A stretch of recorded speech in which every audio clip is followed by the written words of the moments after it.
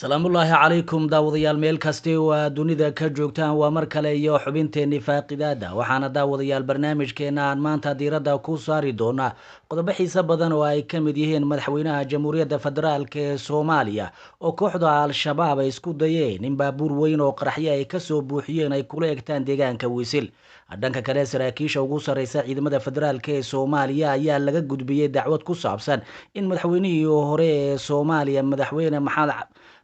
maxamed cabdulaahi farmaajo ay weli ka amar qaataan saraakiisha ugu sarsareysa ee dalka soomaaliya waxaa kaloon daawadayaal aan barnaamijkeena diiradda ku saari doonaa dowladda eritrea ayaa shaacisay in dagaalka waqooyiga oo dhowaan la shaaciyey in ciidamadii dalka eritrea ku sugnaa ee soomaaliyeed ay ka qayb qaateen taasi oo ay ku tilmaantay in reer galbeedku ay dana ka lahaayeen arrintaasina ay buunbuuniyeen waxaana soo baxaya beenin ay beenisay dowladda eritrea inkastoo mucaaradkii doonaya inay xilka ka qaadaan madaxweyne maxamed cabdulaahi farmaajo ay u adeegsadeen arrimo siyaasadeed dhanka kale waxaan daawadayaal barnaamijkeena ku faaqidi doonaa magaalada muqdisho ayaa waxaa ka socda baaritaano xoogan oo lagu soo qabqabtay qaar ka tirsan kooxaha al-shabaab ee ka qowleysta magaalada muqdisho qodobadaas iyo kuwo kaloo xiiso badan ayaan daawadayaal barnaamijkeena diiradda ku saari doonaa waxaana inta badan barnaamijka ila falanqeeya saaxiibka igoni saaxiibkay fargood waa mahadsantahay waxaan kaloo wararkeena ku diri doonaa jarnaad duke oo asagana lagu xiray maraykanka qaybteena dambe ayaan kusoo qaadan doonaa insha allah waxaan kaloo markaa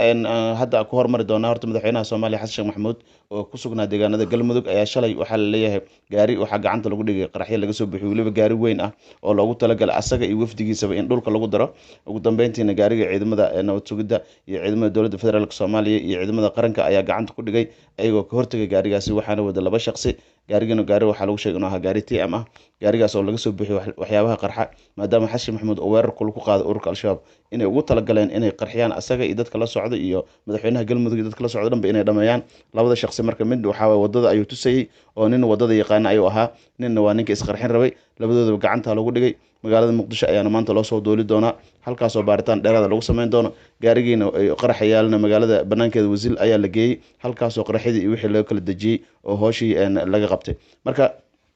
madaxweynaha soomaaliya wafdigiisa oo hogaaminayo marka wasiil way kasii gudbeen meelo kale oo waxay usii gudbeen deegaanada ayagana marka madaxweynaha soomaaliya aan cabsi waxba ma soo wajihin dadka qaar waxay leeyihiin waxaas maba ka warqabyaba in qarax la qabtay in kale laakiin waxaa loo sheegay in gaari qarax wada la qabtay laba qofna lagu qabtay wuxuu yidhahdeen labada qof muqdishoha loo gudbiyey intaas ayaan macnaha aan ka haynaa arrinta xasan maxamuud shalay qarax lagu qarxin rabay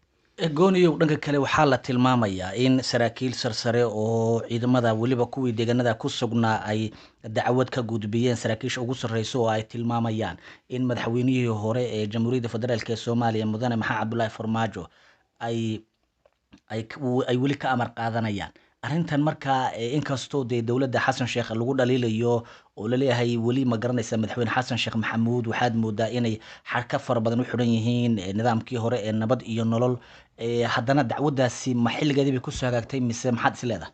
horta xasan sheekh maxamuud asagaa isqalday sababtoo ah markii xukunka aa qabsatid waxaa la baaraa qaabka dowladnimada u shaqeyn karto marka xasan sheekh maxamuud maxamed cabdulaahi farmaajo markii uu xilka qabsaday wixii xasan sheekh maxamuud la shaqeynaya dhan hawada ayuu ka saaray uu xidid siibay marka waxaa markaas maxamed cabdulaahi farmaajo ku badbaaday maadaama rejiimka xasan sheekh maxamuud oo meesha ka saaray nabad ayuu helay oo sababtoo ah asaga rag ku xiran oo meesha geystay xasan sheekh maxamuud laakiin waxaa lagu dhaliilaa iyadoo 7 bilood hadda ay sii marayso inuusan kala garan karin ragga u fiican iyo ragga u xun iyo ragga ku hagardaaminayo dowladnimadiisa iyo macnaha weli xasan maxamuud aan ka amar qaadanayn oo hoos tago madaxweynaha hore oo dalka soo maamulay wuu kala garan laaya marka xasan maxamuud waa looga fiican yahay xagga aragtida wuuna dadaalkiisana wuu gaaban yahay marka la fiiriyo waxaa leeyahay ciidamadii ayuu mid ula kulmay saraakiisha ciidamada hogaaminaysay dhammaantood waxaa usoo baxday in dagaalka u hagardaaminayaan ninka ugu horey oo yahay odawaana oo sameeyey xataa isku dir beelaha abgar dhexdooda ka dhacay deegaanka cadale meel u dhow inuu asaga mas-uulka ahaa si dagaalka loo hagardaameeyey marka waxaa leeyahay odawaa iyo biixi iyo ninka la yihahdo xijaar saddexdaba maxamed cabdulaahi farmaajo ay hoos tagaan wax hadda xasan sheekh maxamuud mushaar ayay ka qaataan moogiye xataa amrideedu kuma shaqeeyaan 24 saac madaxweynihii hore ay ku xiran yihiin leeyahay marka xasan maxamuud asaga goolkaas iska dhaliyey gool siyaasadeed oo daciifa weliba iska dhaliyey marka dowladnimadana saas ma aha dowladnimada waxay ku fiican tahay inaad fikirto meesha laga qaninay meesha dowladnimada laga hagardaaminayo inaad fahmi kartaa la rabaa marka xasan maxamuud waa nin iska qosol badan, iska farxad badan, iska safar badan, iska socdaal badan, laakiin waxaa lagu ammaanay hal ka mid oo lagu ammaanay waxay tahay inuu ka go'need inuu al-shabaab ka saaro dalka, halkaas mid oo lagu ammaanay, laakiin waxyaabaha kale aragtida fogfog uu ka gaaban yahay sida warka sheegaan maxaa cabdullaahi farmaajo kaga fiican. Marka in dowladda dad ka tirsan ee madaxweynihii hore ku xirnaadaan ceeb ayay ku tahay dowladda Soomaaliya oo hadda madaxweyne xasan maxamuud hogaamiyo. Haddana waxaa leeyahay markuu soo laabto waa xeelalka laga qaadi doonaa saddexda sargaal aan soo sheegnay oo ugu horeeya jeneraal Odwa oo ku xigay ninkii la jeneraal Biixi oo taliyaha ciidamada lugta ah iyo taliyaha booliiska ee ciidamada Soomaaliyeed ee ninkii la Xijaar. Saddexda xilka ayaa laga qaadi doonaa. Sheekadii horena waa sheekadu soo gudubtay markuu ciidamada wareystana waxay ogaaday si toos in dagaalku ka gardaameynaan. Dowladda Qatar oo ayadana dhaqaale fara badan ku bixinayso ayaa waxay soo gaarsiinaysaa Odwa iyo rag kale oo la fikirka ah si ay u hogaardaamiyaan dagaalka. Dowladda Qatar marnaba diyaar uma aha in lasoo afjaro ururka al-shabaab, waxayna ogoshahay in wadahadal la galo dowladdana lagu soo diro maadaama ayadu ay fangareyso dhaqaale fara badanna ay ku bixiso nimankaas la yihahdo al-shabaab. Marka dad fara badan ayaa waxay dhaliilayaan madaxweyne xasan maxamuud aragtidiisa qaabka iyo dowladnimada ku maamulay inuu wax ka bedelo ayaana fiicnaa leedahay leeyihiin.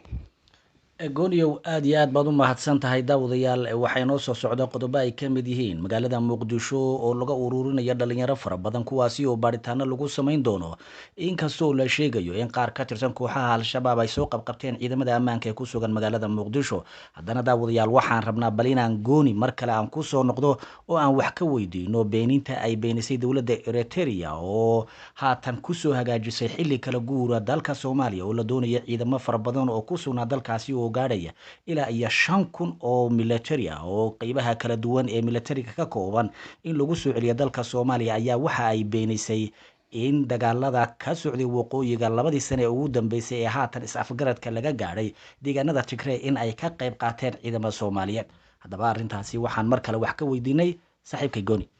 horta haddii si loo fiiriyo wararkaas horta Eritrea way soo bandhigtay wargeys oo kasoo baxo dalka Eritrea ayay ku sheegtay in ciidamada Soomaaliyeed ee 5,000 ee tababarka u socday inaysan marnaba ka qayb qaadan dagaalkii Ethiopia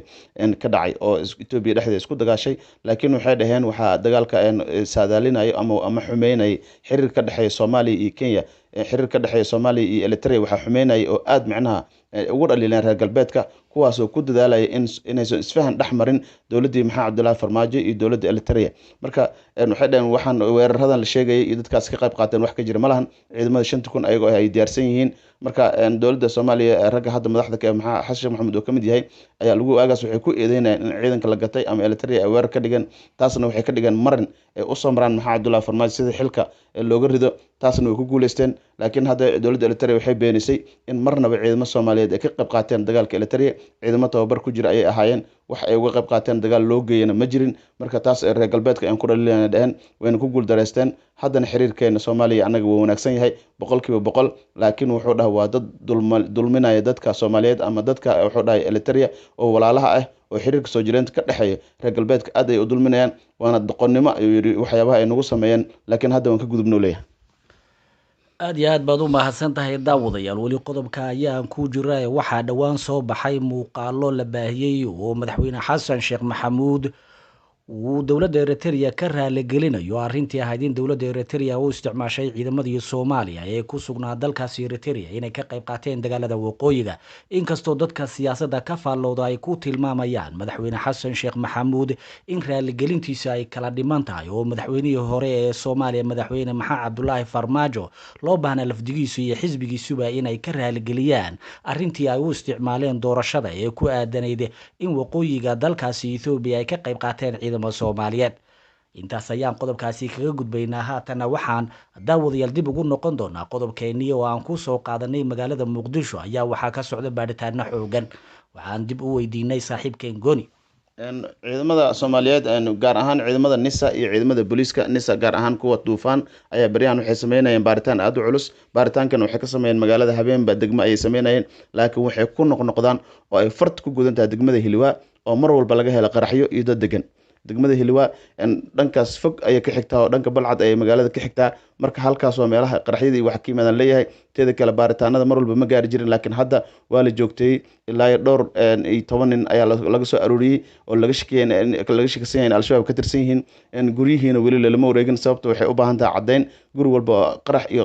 lagu helo iyo qaladaadba dowladda la wareegi doonto waa tii hore loo dhahay, laakiin hadda baaritaankii ayaa loo qaaday 15kaas qofood xalay habeenimo ayaana laga qabtay degmada Hilwaa. meelo badan oo kamid ah guryaha ayay target ay ahaayeen oo meelaha waxba lagu soo sheegay. marka sirdoonka Soomaaliya aad ay u shaqeynayaan, mar walbana waa la aruuriyaa dadka laga shakisan yahay al-shabaab, maadaama al-shabaab ay kusoo jabaan dagaalada iskuna dayayaan in magaalada Muqdisho soo galaan nafsadoodana ay ku badbaadiyaan. marka dhalinyaro fara badan oo laga shakisan yahay oo farta qaarkood ayagu xataa is sheegeen in shabaab ka soo baxsadeen ayaa xataa gacanta lagu dhigay, laakiin baaritaan dheeraad ayay maanta geli doonaan Faragodow. marka haddaan qodobkaas ka gudubno waxaan u gudbi doonaa ninka la yiraahdo